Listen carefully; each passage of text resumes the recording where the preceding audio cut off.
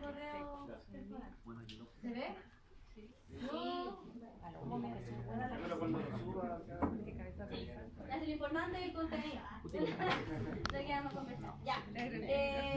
Bueno, ahora vamos a empezar con las clases en sí. Y las primeras clases siempre son introductorias. Ya, en general, capaz que sea media fome o algo así. Igual traté de ponerle varias imágenes para que en el fondo fuera también más amena para ustedes. ¿Ya? Es importante conocer ya la historia de la etología. ¿Por qué?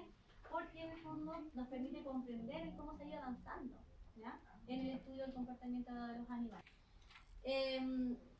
No sé qué les viene a la mente cuando alguien les dice la palabra etología, o si la conocían antes del ramo, cuando entraban a estudiar medicina veterinaria, por ejemplo.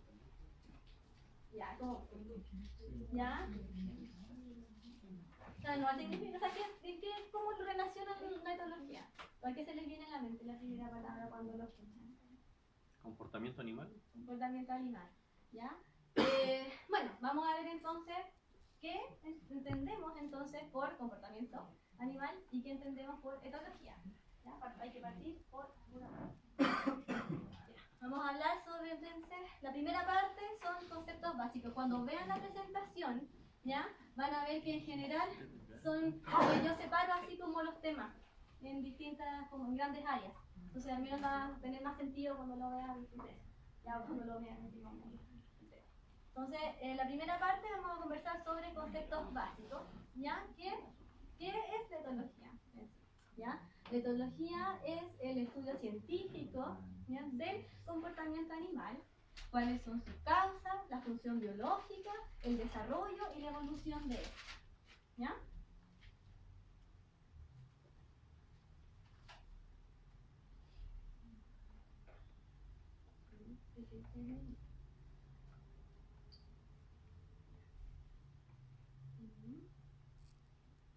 Entonces, si tenemos ya la definición de qué es la etología, vamos a definir qué es el comportamiento.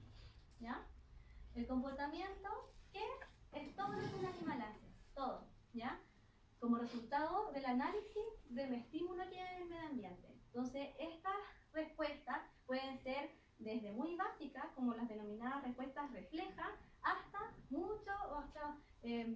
como respuestas mucho más intrincadas, mucho más complejas, como la búsqueda de alimento, el cortejo, las migraciones, ¿ya?, el cuidado parental, etc. Así que tenemos un gran campo de investigación. ¿Ya? La etología en general ya viene, o por qué se llama etología y no de otra forma, básicamente porque viene del griego ethos, que significa carácter, y también a veces ustedes lo pueden encontrar no solamente como carácter, sino que también como espíritu, ¿ya?, como esencia también de repente, que encuentro que es muy bonito desde el punto de vista como filósofo. ¿Ya? Sí. Fue usado por primera vez en el siglo XIX por un zoólogo francés que se llamaba Isidore Geoffroy Saint-Hilaire, ¿ya? Pero ya en 1902 se usó como en el sentido más moderno que entendemos ahora por William Wheeler, que es un zoólogo norteamericano, ¿ya?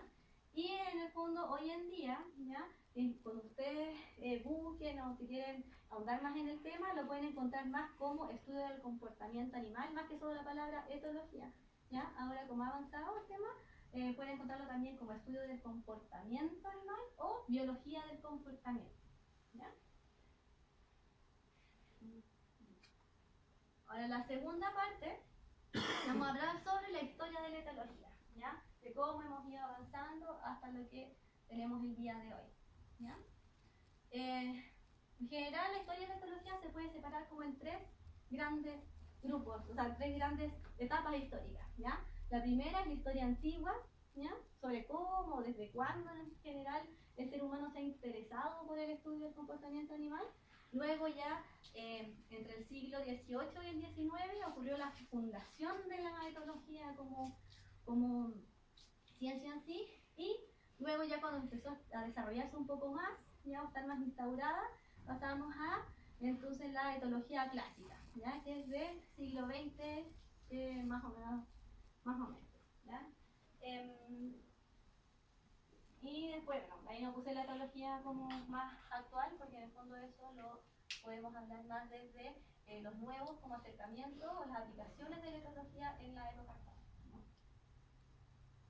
Ya, entonces los primeros indicios, imagínense, de la historia antigua, esta es como la primera parte de nuestra guía de tiempo, ya, se remonta a desde que el hombre es hombre y que interactúa con los animales. Ya, como la curiosidad por el hombre de observar a los animales, ya, y de su comportamiento viene desde hace mucho, desde el tiempo prehistórico, ya, donde el hombre tenía que observar a los animales que consideraba como presa, estudiar, ¿cierto?, sus hábitos, aunque no lo supiera que lo estaba haciendo, para poder en el fondo cazarlos, alimentarse, o si no, como ocurrió también con los perros, ¿ya? El hecho de poder domesticarlos, ¿ya? Luego, bueno, también, en el fondo hace mucho tiempo, imagínense, ya Aristóteles, hace más de 300 años antes de Cristo, ¿ya? Desde ese momento, que reconocían los animales capacidades de percepción, de emociones, de memoria, de aprendizaje e inteligencia, ya que luego esto ya en el fondo se dejó de pensar o de creer que podría ser así, ya sobre todo en la época de la Edad Media, donde ya los animales también tuvieron algún tema religioso de por medio, ¿ya?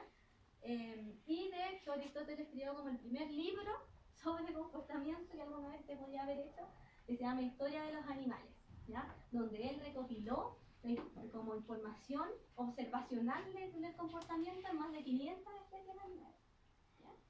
Incluía de hecho las abejas, también las mismas. Ya, ahora vamos a la parte central de la historia, ya que es la fundación de la etología, cómo se empezó a estudiar allí, ¿ya?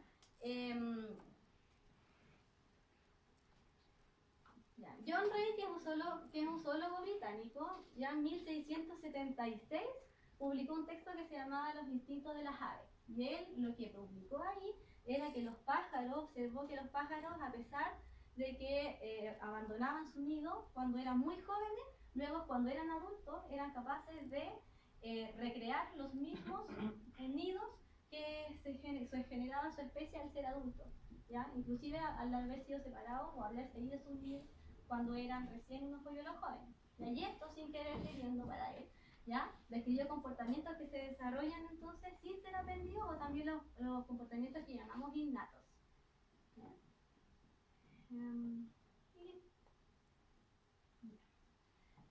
Luego Charles Georges Leroy, ¿ya? Fue un naturalista francés que observaba a los animales en su ambiente natural y de hecho él criticaba mucho, ¿ya?, a aquellos zoólogos o filósofos o biólogos que se dedicaban o trataban de estudiar de repente los animales sin observarlos en su medio natural, ¿ya? Y de hecho él postulaba que solo haciendo esto, o sea, solo observando a los animales, es realmente posible apreciar de manera plena la capacidad adaptativa y flexibilidad del comportamiento de los animales, ¿ya? En 1764 publicó de hecho un libro sobre inteligencia y adaptación en los animales, o sea, imagínense, de 1764 que se viene escribiendo sobre inteligencia. Y probablemente todavía hay personas que se buscan, ¿ya? Más adelante ya Charles Darwin, bueno, todo el mundo, la mayoría, ¿cierto?, de los que estudiamos carreras científicas lo conocemos, pero más que nada por postular la teoría de la evolución por medio de la selección natural, más que por ser en el fondo un precursor de la etología, ¿ya? Pero, desde el punto de vista etológico, ¿cierto?, publicó un libro que llamó mucho la atención en esa época, que se llama La expresión de las emociones en el hombre y los animales. ¿Ya? Y que de hecho si ustedes lo ponen en Google van a poder encontrar algunas de las imágenes como originales del libro, que yo les puse algunas allá, que era cómo los animales expresan ciertas emociones, o sea, ciertas emociones con su corporalidad y cómo también el hombre puede expresar esa misma emoción por expresión, ¿ya? Y están así como dibujados en paralelo y todo lo demás, es súper bonito, ¿ya? Pero probablemente este fue el primer acercamiento a la etología comparativa entre el hombre y los animales, ¿ya? Y él postulaba que de hecho la expresión de las emociones, ¿ya?, es adaptativa y seleccionada al igual que cualquier carácter biológico, ¿ya? Entonces ahí está diciendo que en el fondo las emociones en este caso al final era como de conducta, pero sí de emociones eran heredables y que eran parte habían sido seleccionadas y por lo tanto se podían heredar, ¿ya?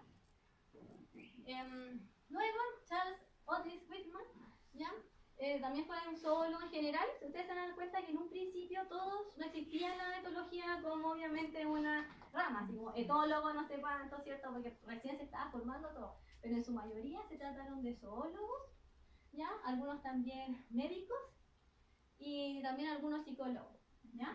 Que fundaron como las bases de lo que conocemos ahora como la etología, ¿ya? Entonces, en este caso, Charles Otis Whitman demostró que el comportamiento instintivo, ya, o innato, se desarrollaba acorde a las estructuras morfológicas de los animales.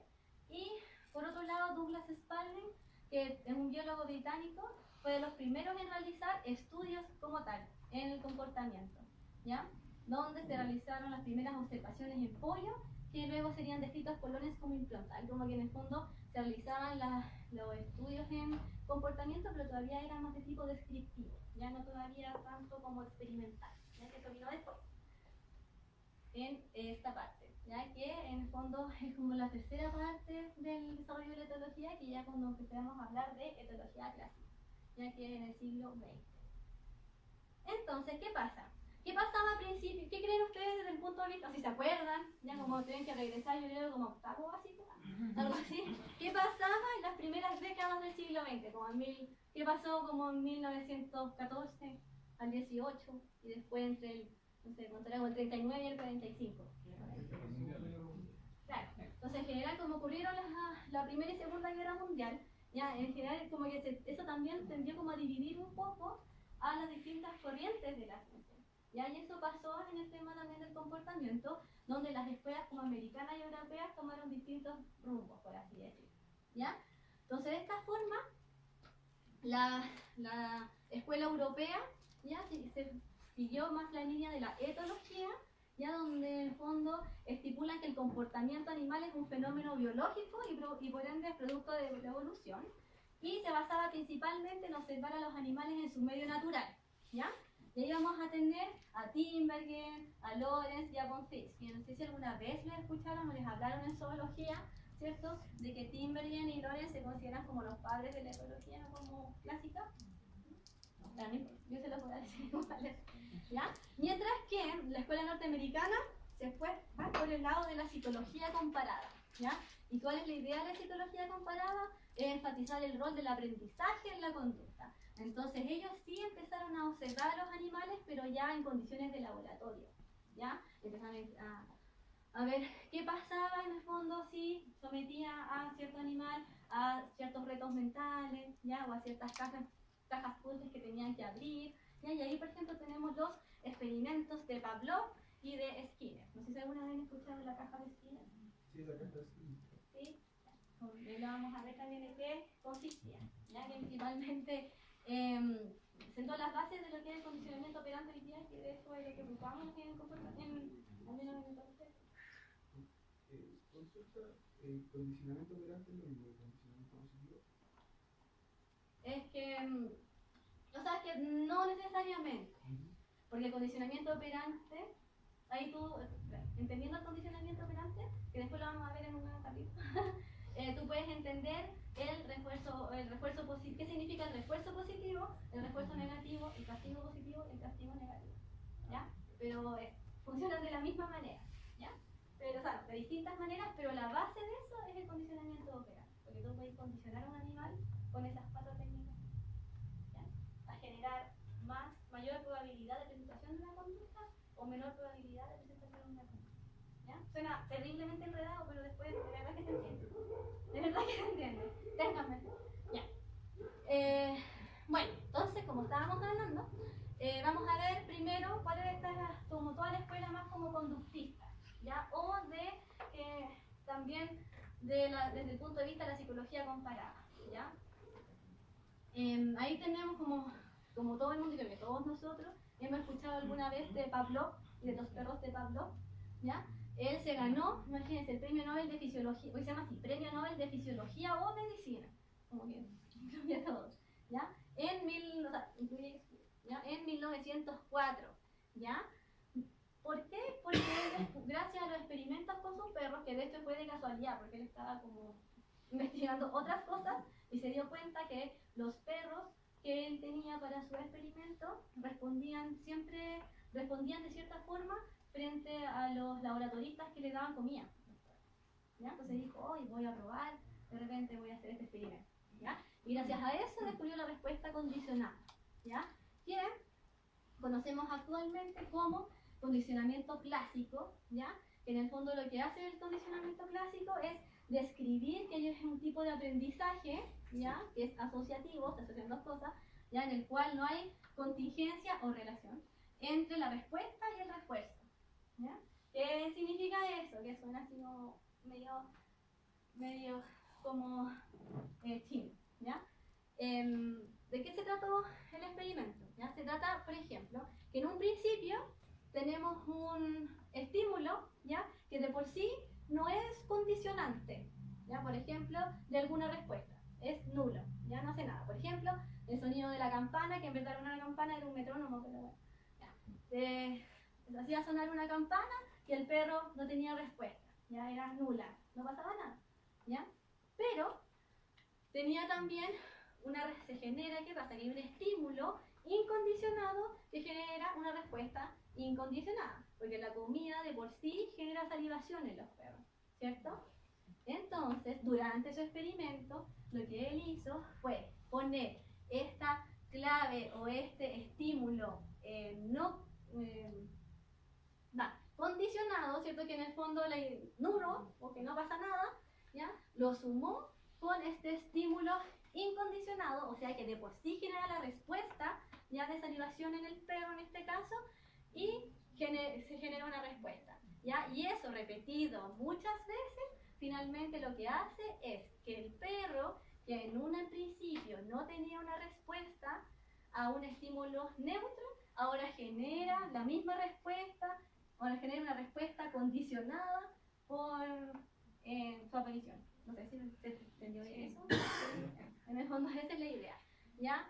Y eso, repetición, ¿ya? Y eso en el fondo, por eso, es como la base del condicionamiento clásico, ¿ya? Que finalmente es lo mismo que sea el Disculpe, el estímulo neutro es lo mismo que condicionado, estímulo condicionado lo mismo que estímulo neutro. Ya. Sí.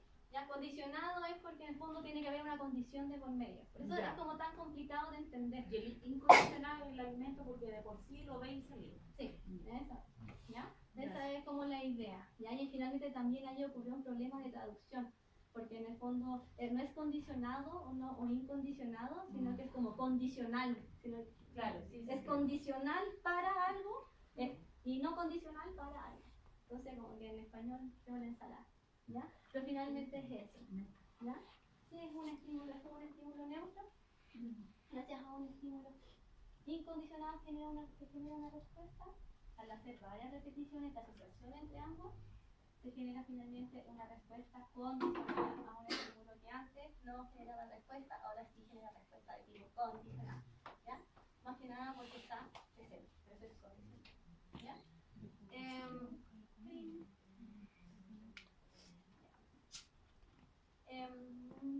Luego avanzamos con, bueno, en todo caso, de todas formas, todas estas cosas estaban ocurriendo más o menos de forma paralela, ¿ya? Yo pongo las fechas no para que se las aprendan, sino que en verdad para que entiendan como el contexto histórico en las cuales se estaban desarrollando, ya porque sobre todo, por ejemplo, cuando veamos después como cuáles son los padres de la etología clásica actual, ya sobre todo Konrad Lorenz, Tinbergen, ¿ya? Y von Fritsch, ellos empezaron en 1930 sus investigaciones, o sea, en paralelo casi que con todas estas cosas, y recién se les reconoció su trabajo en 1973. ¿Ya? Entonces, por eso les pongo las fechas, porque ustedes pueden armar un poquito como en paralelo qué cosas estaban ocurriendo a su vez, ¿ya? Pero por el tema de la psicología comparada, ¿cierto?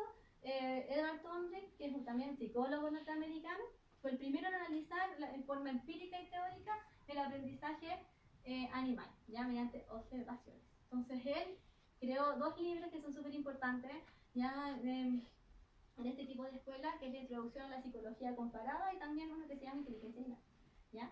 Y en un principio él pensaba que los animales aprendían solamente por ensayo y error, ¿ya? En el fondo que era netamente una cosa como casi que de azar, que por azar los perros aprendían, o sea, los animales en general todos, los animales aprendían y que cuando ocurría algún acierto era casi que por azar, ¿ya?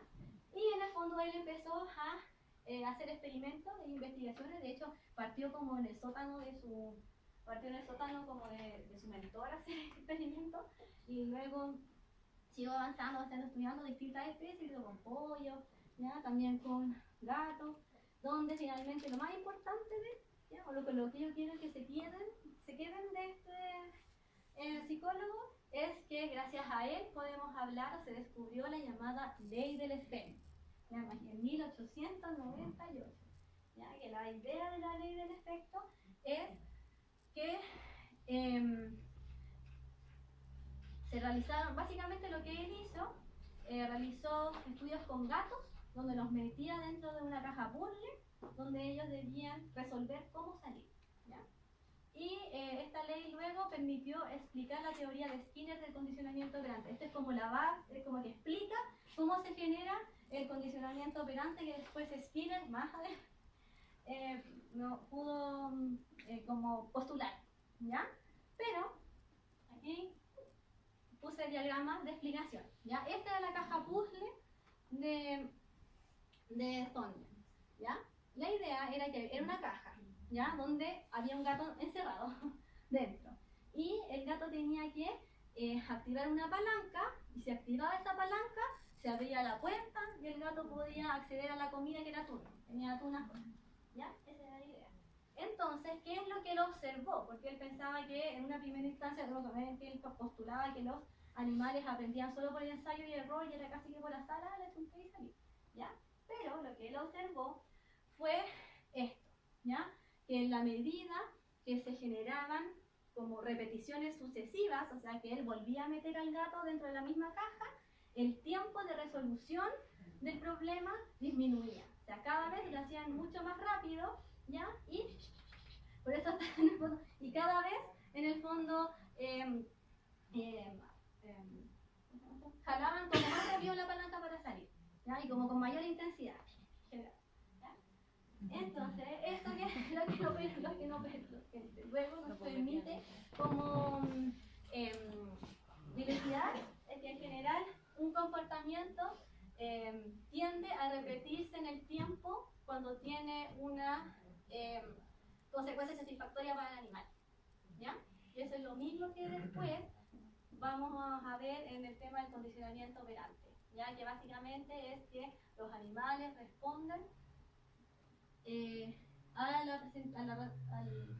responden aumentando o disminuyendo la frecuencia de una conducta en la medida de las consecuencias que le traiga el ejecutarla. Esa es como la idea, ¿ya? Ya. Ahora pasamos a Skinner, ¿ya? Que Skinner, de hecho, es un psicólogo norteamericano, y de hecho, si ustedes buscan, como que la gente le tenía hasta miedo, ya se generaron muchos mitos como en torno a su imagen, y de hecho incluso hasta como que las personas decían que él experimentaba con sus hijas y todo lo demás, ¿ya? Que trataba de aplicar el experimento hasta con seres humanos, y como no tenía seres humanos lo hizo con sus hijas, ¿ya? Cosa que luego después se desmintió y todo lo demás, ¿ya? Él sí fue súper también como de la línea conductista, ¿ya? Pero más, de hecho mucho más como intransigente, ¿ya? Como mucho más radical que de repente otros científicos conductistas, ya que él no consideraba que en las conductas de los animales pudiera existir un componente de emoción, percepción o incluso de pensamiento, sino que era como netamente el comportamiento de fisiología, ¿ya? Como que es respuesta. Centró su investigación en los mecanismos de aprendizaje y de adquisición de conductas a través de premios y castigos, ¿ya? Entonces, por eso en el fondo él generó las bases de lo que conocemos ahora como el condicionamiento operante. Ya no solamente aplicó premios, sino que también empezó a aplicar castigos para ver qué pasaba en las especies animales. Y aquí está la famosa caja de Skinner, ¿ya? Este es el experimento de Skinner. ¿Ya? La idea es que él tenía ratas, ¿ya? Dentro de una cajita, también puzzle, donde si la rata aplicaba como, o sea, tiraba esta palanca, ¡plim!, salía un premio y recibía una recompensa, ¿ya? Y también observó que en la medida de que el ratón iba viendo que tenía una consecuencia positiva al apretar la palanca, cada vez aumentaba más la presentación de esa conducta, ¿ya? Por tener una consecuencia positiva, ¿ya?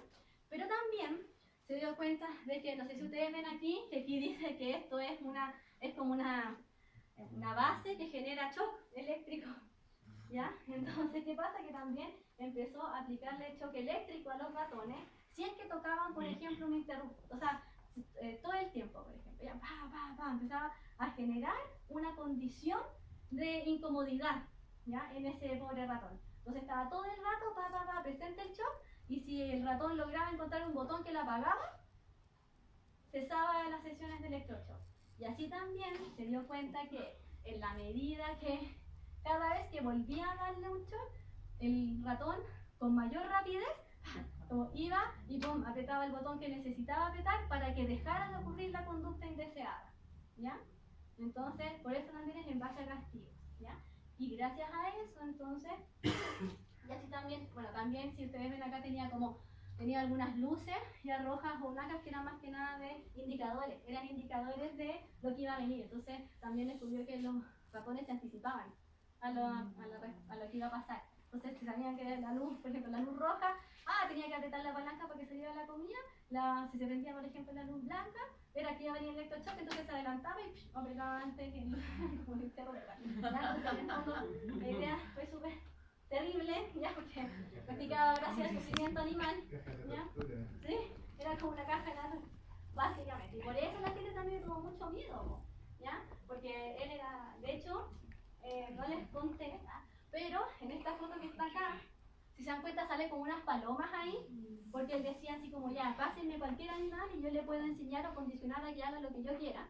Y de hecho este caballero fue como, le dieron un proyecto que se llamaba el Proyecto Paloma, y que la idea era como condicionar palomas a que atacaran ciertos blancos que fueran señalados con un círculo.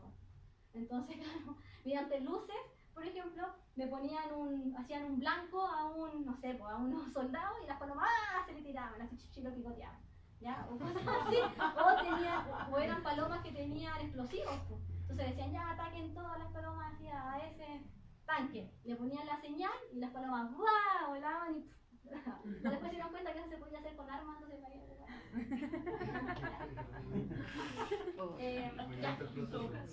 me la dudo. ¿Ya?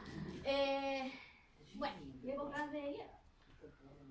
En fin, ya. Entonces, ¿cuál es la idea del condicionamiento operante? Ya tenemos primero los antecedentes, ya que pueden ser en el fondo algún aprendizaje previo, algunos comandos, por ejemplo, en el tema del adiestramiento básico, mismo ambiente, o estímulos que le generan respuestas a los animales, ¿ya? Está la conducta en sí y la consecuencia que le trae la conducta frente a este antecedente o estímulo, ¿ya? Entonces ahí nosotros podemos tener distintas consecuencias, ¿ya?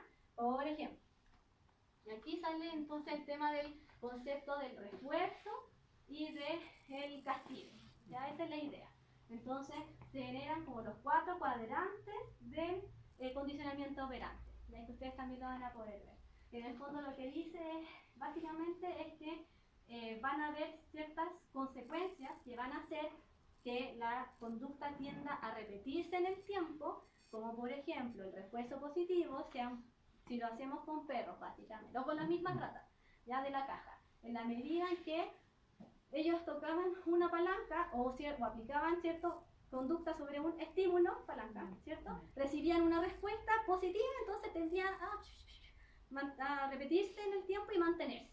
Que esa es la base del refuerzo positivo. Por eso hay una R positiva, ¿ya? Porque en el fondo es introducir algo al ambiente, en este caso comida o premio, que haga que la conducta aumente en el tiempo. Eso es el refuerzo positivo, ¿ya? Que en el fondo, no sé si ustedes han escuchado, pero en general cómo se trabaja en el adiestramiento en positivo o para la resolución de problemas de perros y gatos con trastornos conductuales, ¿ya?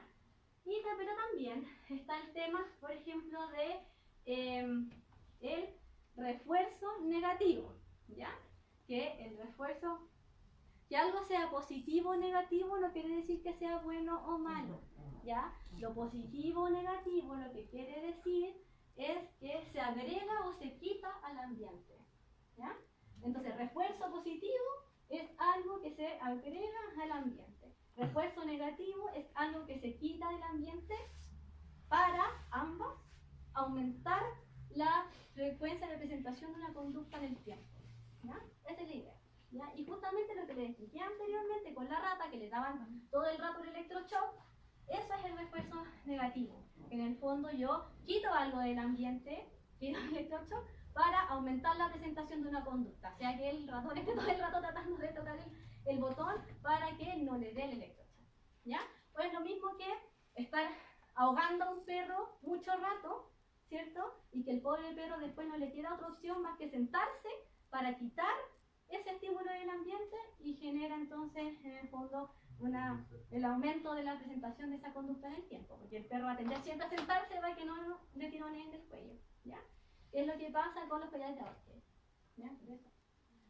Y que en el fondo ¿qué es el castigo positivo? ¿Ya? Lo que ustedes nunca tienen que hacer, ¿ya? El castigo positivo es agregar algo negativo al ambiente, un palo, ¿cierto? Un palo en la cabeza, no sé, o algo así, o un golpe, para lograr que en el fondo una conducta disminuya en el tiempo, ¿ya? Que, por ejemplo, si todo el rato le estoy pegando a un perro, todo el tiempo, o sea, cada vez que el perro ladra, ¡pah!, le doy un electroshock, por ejemplo, ¿ya? O cada vez que el perro ladra, ¡pah!, le pego un palo en la cabeza, obviamente va a tender a disminuir esa conducta en el tiempo para que no le llegue el castigo, ¿ya? O el electroshock, ¿ya?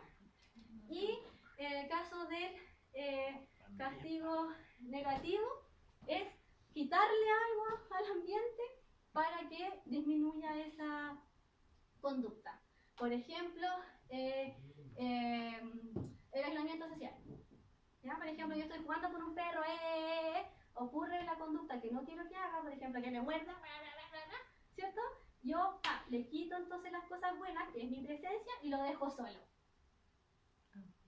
Y después vuelve a aparecer y le vuelve a dar una opción de volver a interactuar. Entonces ahí el perro tiene que decidir. Y decir, ya, yo estaba jugando, empecé a morder las manos y lo bueno desapareció.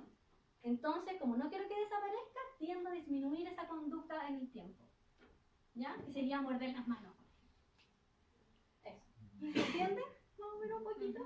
Como para que después cuando lean los artículos de adiestramiento, de entrenamiento, de modificación de la conducta, en el fondo de eso se trata, ¿ya? Positivo, negativo es que se aplique o se quite, ¿ya? Y refuerzo es para que se mantengan las conductas en el tiempo, y castigo es para que se disminuyan las conductas en el tiempo. Esa es la idea, ¿ya? ¿Sí? ¿Qué pasó? ¿No entendiste? No sé, entendí. Lo que pasa es que yo sé que puede ser una pregunta tonta, pero tengo la duda. El perro, yo tengo perro de edad, le enseño siempre el refuerzo positivo como usted, ¿ya? Pero les hablo, que yo les hable, aparte de que me vean los gestos, logran, o es cuestión que sobra. No, o sea, ¿pero para qué? ¿Para lograr cosas positivas en el fondo? Sí, no tiene nada de malo agregar comandos verbales. De hecho, como ¿para qué? Para lograr... Pero como que le explico, así como si fuera un niño, así, no, que eso no se hace. Ah, bueno, probablemente no entiende nada. Yo pensaba que le decía así como sienta, y ella sentaba. Yo creo que eso sí. Como más corto, como un comando. ¿Sí? Bueno, pero mira, finalmente probablemente a lo mejor no te entiende nada de lo que estáis diciendo, pero ayuda. Se le cuento cómo me fue en el libro. Sí, pero Justamente cuando uno le habla con cierto tono de voz, sí, pero contarle tu vida y tus problemas. No, Eso es lo que eso, claro, probablemente a lo mejor no entiende mucho, pero increíblemente, aunque ustedes no lo crean, eso ayuda, ¿no? Ayuda a empatizar mucho. Los perros son animales muy empáticos, ¿ya? Y aunque no nos entiendan nada, igual son capaces de leer e interpretar nuestro lenguaje emocional y responder frente a nuestro lenguaje emocional. Es que yo le leo a mi perro, me gusta salir a leer al patio, estoy con ellos y de repente le leo. Pero si eso te trae beneficio, ¿Ah? si eso te trae beneficios, o sea, a ti, mentalmente. Es que no sé si vas a Eso está bien. No, ya sé que aparte que aumenta el ridículo.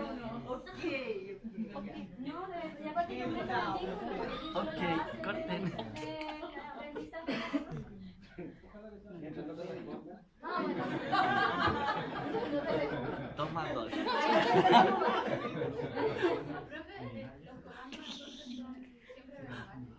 ¿no? ¿Qué cosa? Ah, ¿aquí?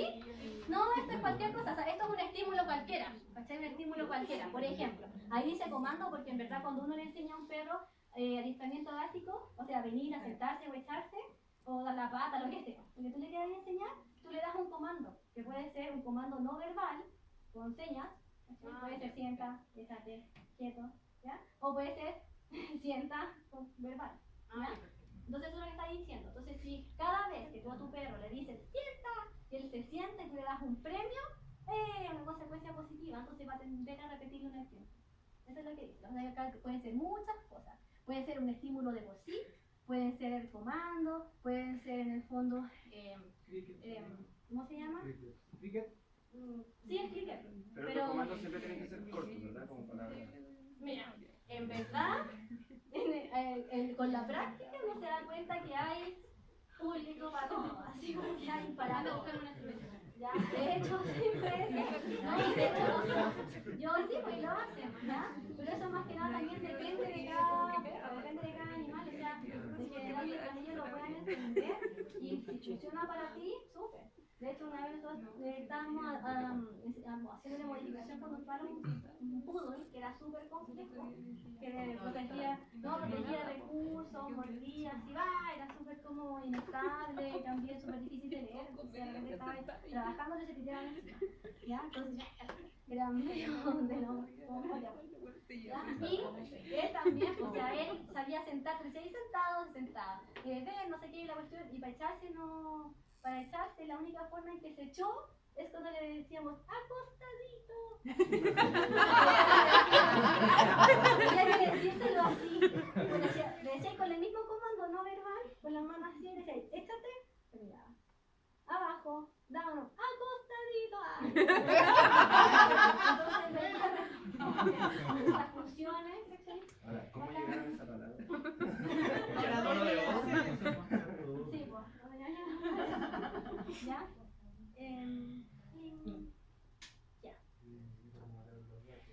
Sí. Ah, después, de hecho, si quieren, la Lili, por si acaso, la Lili Chin, ella es una ilustradora, ¿ya?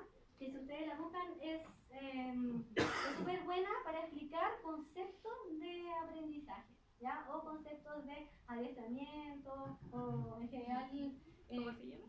Se llama Lili Chin y tiene muchos afiches descargables gratis. Te metes a su página y te dice así como ya, lo quieres grande, chico, así como que te cubran a todo y tu pantalla, ¿no? Y para imprimir también unas versiones para imprimir como póster y ponerlos en las clínicas veterinarias y todo eso, bueno, ¿ya?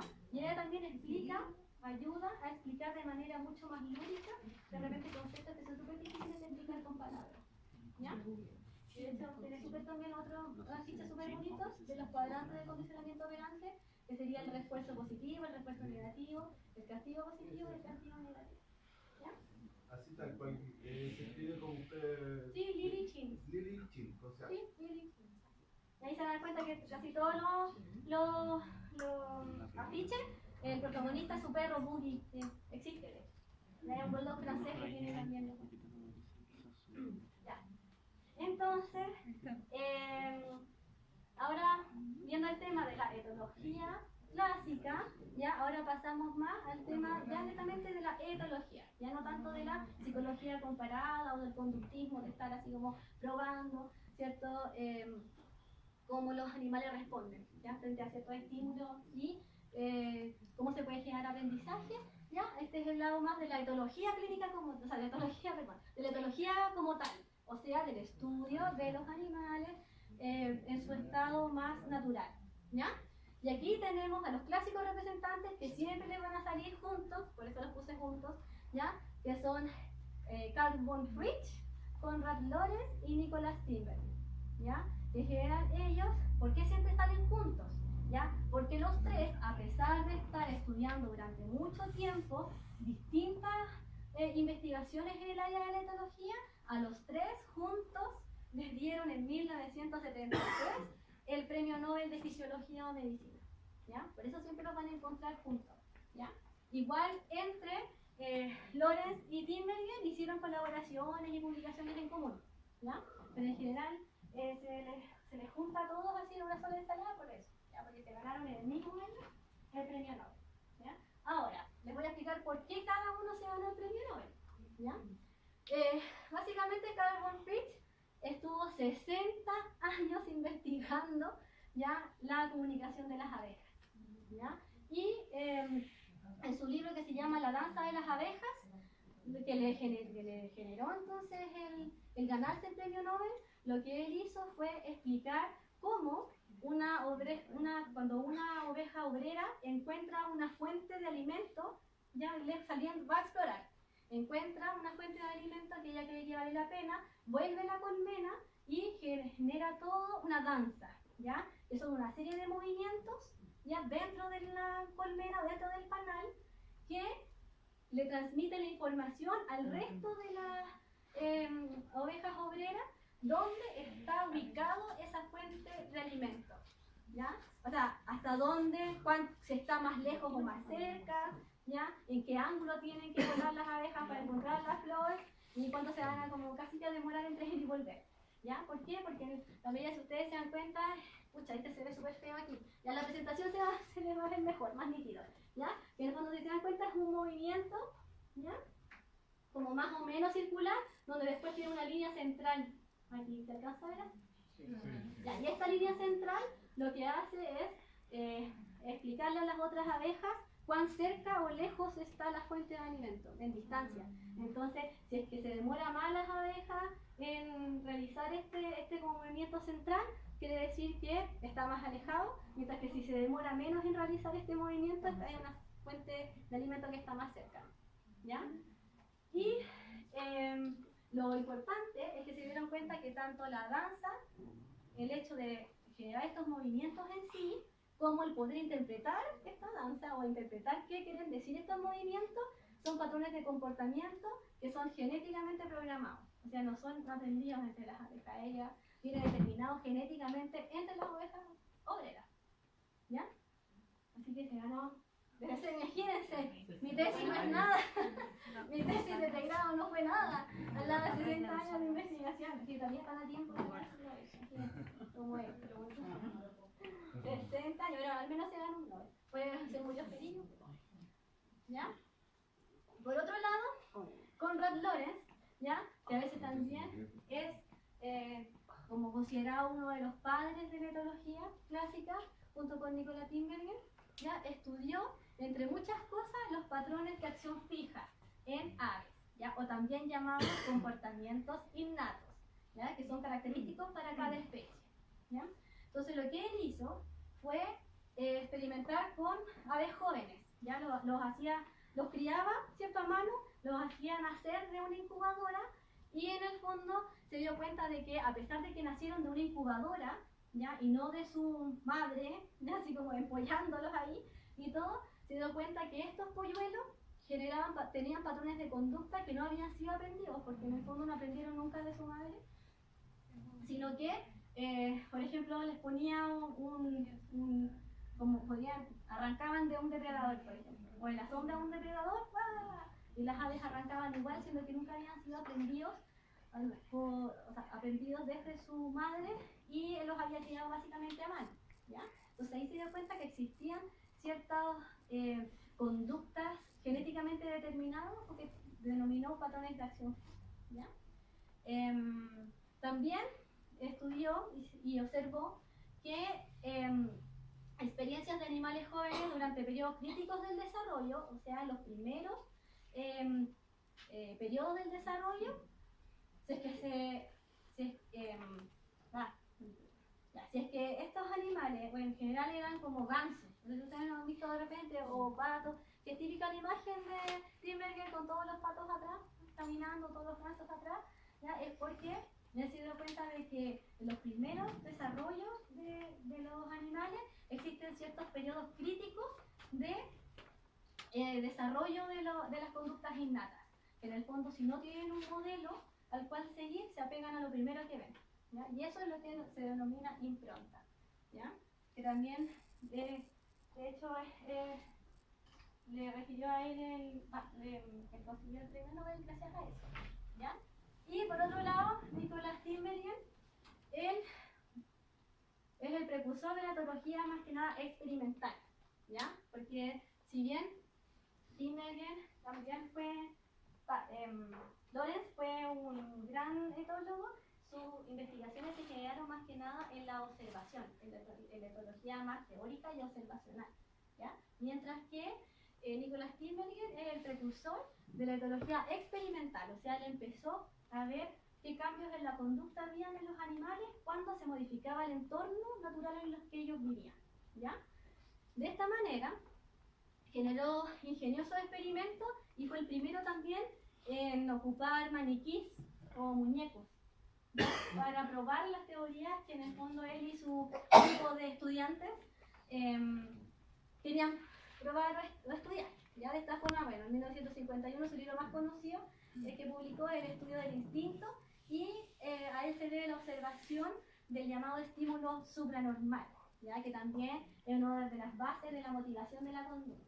¿Ya? ¿Y de qué se trata el estímulo supranormal? Se trata de que, no sé si ustedes ven ahí que está pintando unos huevos, ¿ya?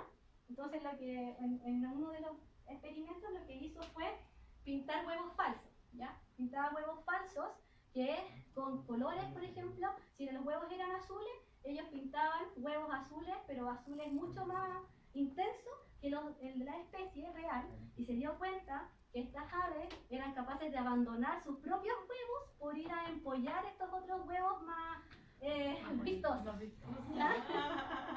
Como la vida, ¿no? Ya.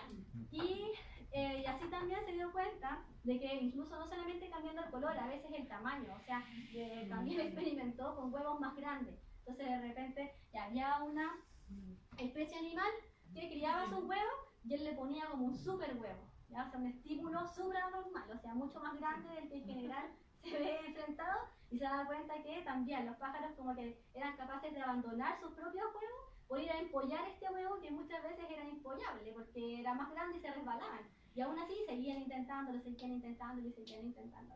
¿ya? Entonces eso es lo que se debe, eso es lo que se denomina como estímulo supranormal, ya que es un estímulo que sobrepasa el estímulo, es un estímulo que sobrepasa el umbral de un estímulo normal, y eso genera un aumento en la conducta, ¿ya?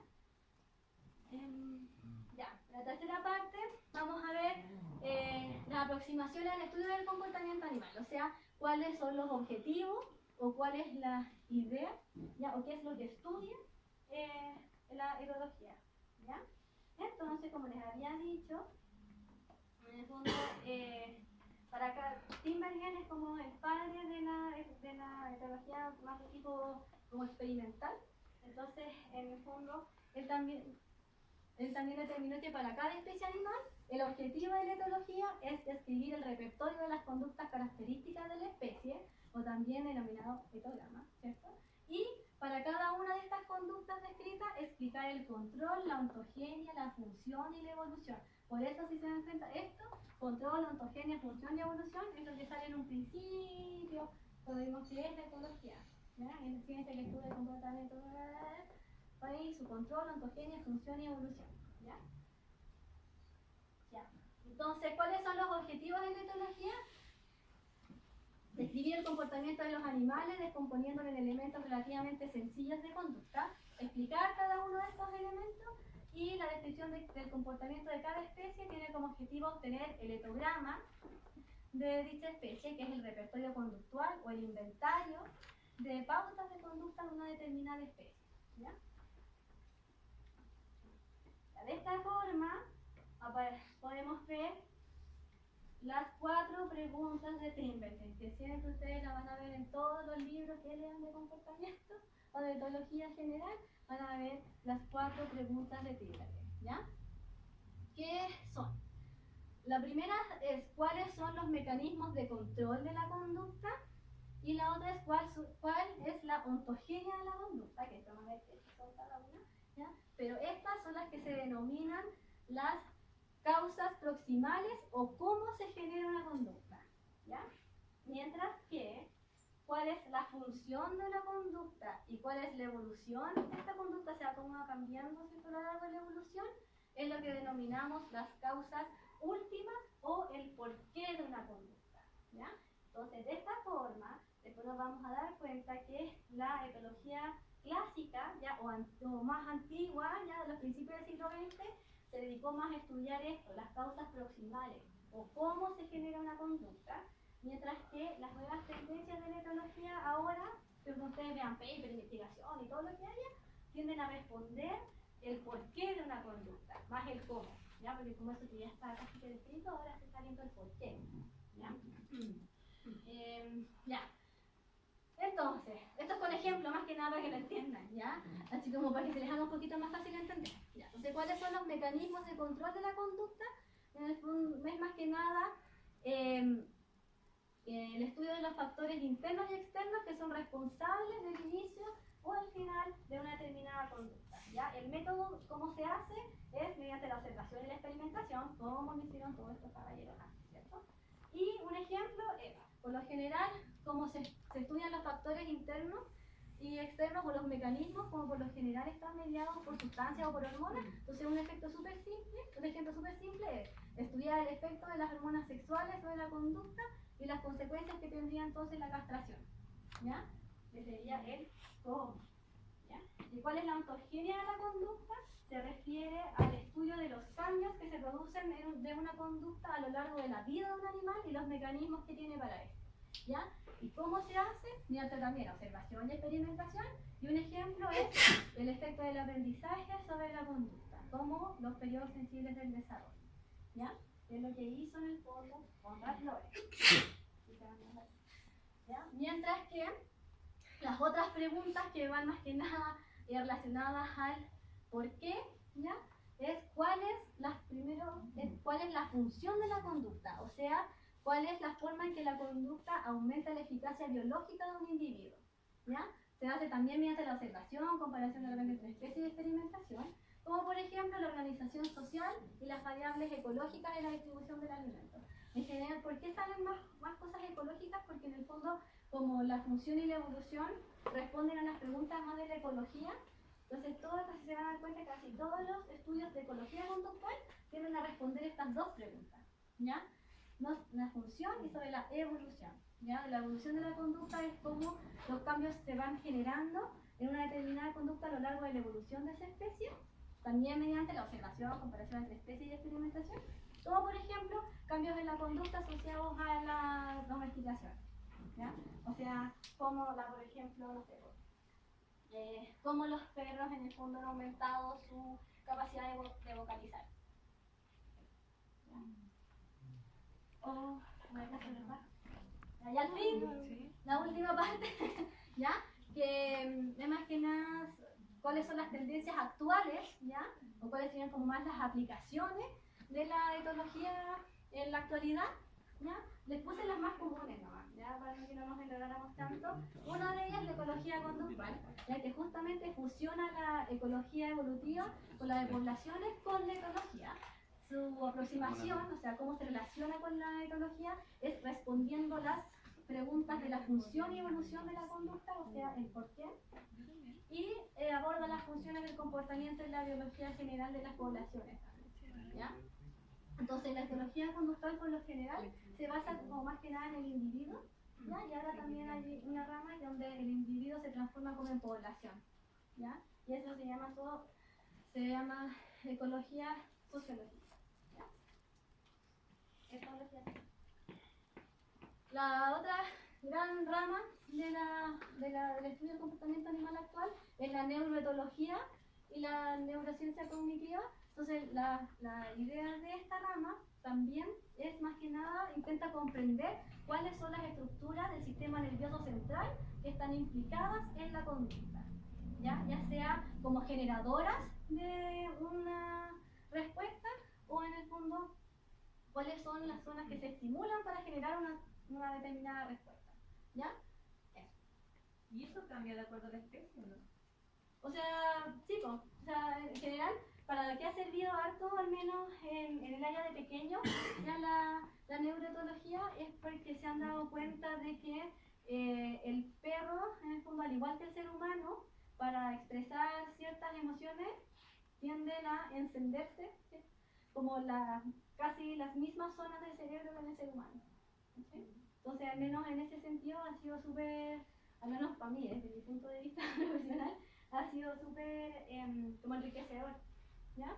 Pero claro, pues se comparan también a eso, la neuroetología, por ejemplo, como estudia el sistema nervioso central en sí o las estructuras nerviosas que están implicadas también ha explicado muchas veces por qué, por ejemplo, no sé, pues el bulbo olfatorio varía tanto entre especies.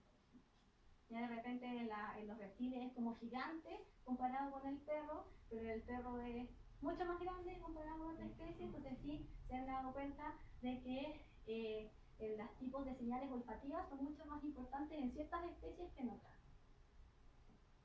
¿Ya? Y la etología aplicada, ¿ya? Que es como la tercera rama más conocida del estudio del comportamiento actual, es la ciencia que estudia el comportamiento de animales domésticos o animales silvestres en cautiverio. Ya, pero en general estudia el comportamiento de los animales que están en situaciones de cautiverio para mejorar su salud. ¿Ya? Esa es como la idea. Entonces, de ahí tenemos estas tres ramas que como más especializadas todavía, donde está la conducta aplicada a la biología de la conservación, ¿cierto? Porque ahí se aplica entonces el principio de que están en condiciones de cautiverio para mejorar su salud. La etología clínica veterinaria y la ciencia del bienestar animal. ¿Ya? Entonces son todas estas, son partes finalmente de la etología aplicada. ¿Ya? Y eso, no sé si tienen alguna pregunta o algo. ¿Ya?